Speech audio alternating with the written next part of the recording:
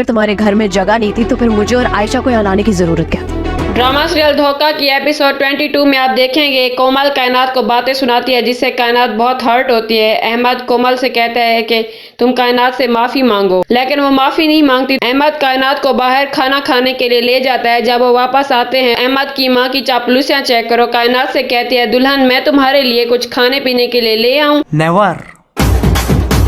दुल्हन के भी बड़े नखरे हो गए हैं भाई। अब तो वो खुद को 7वें आसमान पर बैठी महसूस करती है, देखती तक नहीं और रूखे सूखे लहजे में उसे कहती है नहीं हम खाना बाहर से खा कर आए हैं। और सास तो बहू से भी ज्यादा तेज है, कहती है अच्छा किया, अगली बार सिला को भी साथ लेकर जाना। बेचारी कहीं नहीं जाती। हाँ ये बेचारी इन सास और नंद को कबाब में हड्डी बनने का बड़ा ही शौक है। सही पकड़े हैं। कोमल अहमद और अपने रूम में बैठी दरवाजा अंदर से लॉक कर लेती है। जब कायनात और अहमद अपने कमरे में जाने के लिए दरवाजे पर आते हैं तो वो अंदर से बंद होता है। अहमद बार बार कोमल से दरवाजा खोलने को कहता है। कायनात अहमद से कहती है अगर तुम्हारे घर में मेरी और आयशा की जगह नहीं थी तो क्यों लाए हमें वापस अपने घर। वो ये कह के वहाँ से जा रही होती है कि कोमल दरवाजा खोल देती है और कायनात उसे कहती है जो बोया वही काट रही हो तुम, कल मेरी बारी थी और आज तुम्हारी बारी है। ये कायनात तो दिन ब दिन सर पे सवार होती जा रही है। पहले मुझे इस पे तरस आता था कि अहमद ने इस भली लड़की के साथ बुरा किया, अब मुझे इस पे गुस्सा आता है ये कोमल के साथ बुरा कर रही है। ऊपर से इसे कहती है मैं तुम्हारी दुश्मन नहीं बनना चाहती, तो कोमल कहती है दुश्मन तो तुम बन गई। जबरदस्त कोमल ये चीज, चल इस बात पे ये ले 100 का नोट, जा जी ले अपनी जिंदगी ऐश कर। कोमल छत पे कमरे के अंदर खड़ी होती है। अहमद देख लेता है कि वो अंदर है, फिर भी दरवाजा लॉक करके बाहर से चला जाता है।